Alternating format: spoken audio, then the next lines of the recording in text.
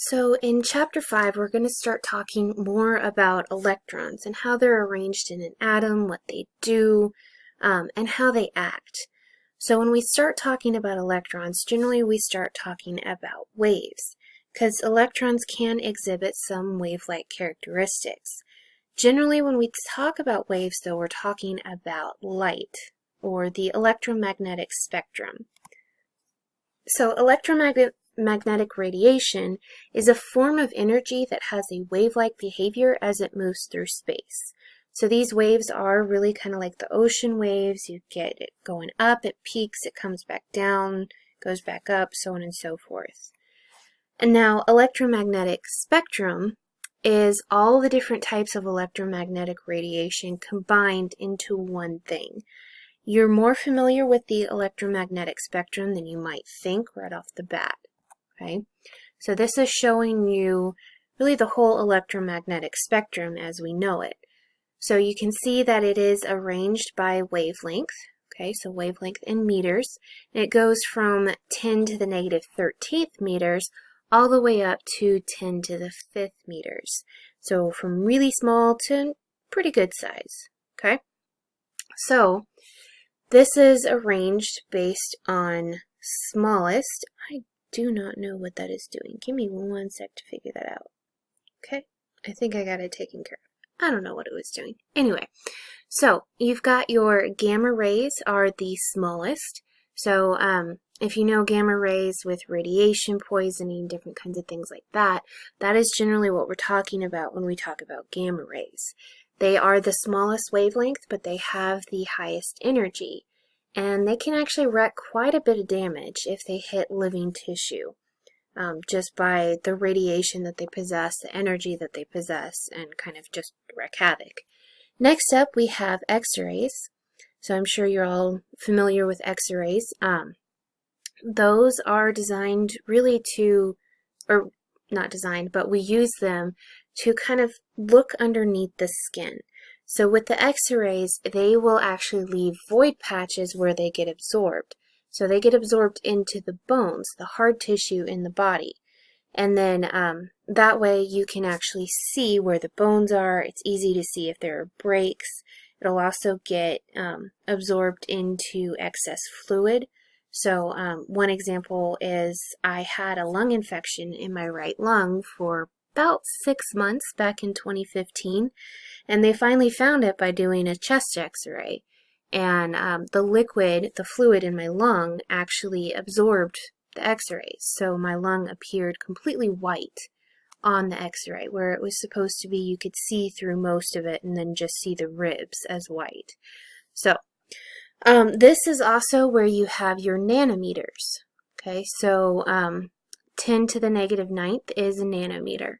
Then you have ultraviolet. Okay, so ultraviolet is UV light, so that's what comes from the sun. If you have ever been out in the sun for too long, you know what can happen with that. You can get a sunburn. So ultraviolet light, while it may not have the energy that the gamma rays do, it can still do some damage. Generally, if you have glasses or contacts, they come with some kind of UV protection to protect your eyes from that kind of radiation. Sunglasses do that as well. Most car windows are also treated so that they prevent a lot of UV radiation from coming through.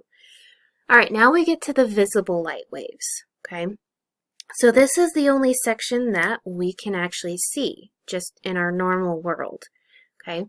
So violet light, purple light, actually has the shortest wavelength, okay, which is why it's right next to ultraviolet, okay? So violet is 10 to the negative 7th here, and then it goes all the way up to red as the longest wavelength, 10 to the negative 6th, okay? And then next up we have infrared heat waves. So again, infrared, so it's right next to red light. So infrared heat waves, if you ever see somebody say that they are using like a heat scanner or something like that, that is generally what they're referring to. They're using a device that views the infrared heat waves in a particular area. That picks up body heat, different heat sources like that. Next up we have microwaves. Okay, so these are still waves that are smaller than a meter. And yes, that is what you find in a microwave. So these waves work because the microwave will actually produce these microwaves. It goes and it hits the food and basically makes the particles in the food vibrate faster. And because the vibration of particles relates directly to the temperature of those particles, then because they're vibrating faster, they heat up. Okay, so that's how microwaves work. Kind of basic way that they work. Next up we have TV and FM radio waves. Okay, you can see that there's a pretty narrow window here. So a lot of TVs, especially older TVs, because they're kind of going away from that a little bit now, and FM radio waves work by tuning into a specific radio wave length. That's what your TV channels and your FM stations, what that refers to. Okay, so if it's like 109.7, okay, that is 109.7 relates directly to the wavelength that they are actually tuning into. That's why you can't have two radio stations that are on relatively close station numbers, because then you get interference between the two. Okay, AM radio waves work the same kind of way. They're just bigger than FM radio waves. And then you get long radio waves. So that is more for like radar and different things like that. So those are generally reserved for bouncing off of objects to tell where they are instead of transmitting a music signal or sound signal or something like that. Okay, so properties of light. So there are a couple different things that we talk about when we talk about light and light waves. So first up we have to talk about wavelength. So it is represented by the Greek letter lambda, which kind of looks like an upside down Y or like a really pointy H. So the wavelength is the distance between corresponding points on an adjacent wave. Okay, so it's easy to pick either the peaks or the valleys, okay, to compare and figure out the wavelength. So this is looking at the peaks here. So from this peak to the second peak, that is your wavelength. Okay, so you can see that these peaks are closer together, so it has a shorter wavelength. And then in the longer wavelength here, the peaks are further apart and generally wider. Then you also have frequency. So this one is a little bit weird to think about. Frequency is represented by the letter V. No idea why, but the number of waves that pass a given point in a specific amount of time, usually 1 second, is known as the frequency. So you can see here that this line represents that specific point, okay, that given point. And then you can see that the longer the wavelength, the lower the frequency, okay, because one wave is from one peak to another peak. So it takes quite a bit of time to pass that, okay. Now, generally this is looking at how many waves pass this one point in a single second, okay, because that refers to the units of frequency, which is 1/seconds, okay, or hertz. And then here with the shorter wavelength, you can see that more waves are passing this point in that given amount of time. So it has a higher frequency. So shorter wavelength, higher frequency, longer wavelength, lower frequency. Okay? So right there. So frequency and wavelength are actually mathematically related, and this is a relatively easy formula. You have c, which is the speed of light, equals lambda times v, so the wavelength times the frequency. C is the speed of light, which is a constant, so you will be given this on any tests or anything.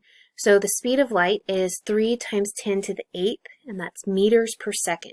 A couple things to note here. first off, you do have your exponent here, so you do need to make sure that that is in any of your calculations. Second, wavelength needs to be in meters to basically relate to the speed of light. Okay, so wavelength has to be in meters. Oftentimes, if you are talking about like visible light, it will be given in nanometers. Okay, so you have to be able to translate that into meters. And then frequency is 1/seconds. Okay, so when you multiply the wavelength times the frequency, you get meters times 1/second, or meters per second. Again, wavelength is lambda in meters, and v is the frequency of the wave, and that is in seconds to the -1, or 1/seconds. Okay, so wavelength and frequency. So we've got our wavelengths here with an actual wave, and then the point that we're referring these to is this post. Okay, so you've got longer wavelength, it's going to have a lower frequency. Shorter wavelength, you are going to have a higher frequency. Right here. Okay. So we're actually going to stop here and then pick up with this in the next video.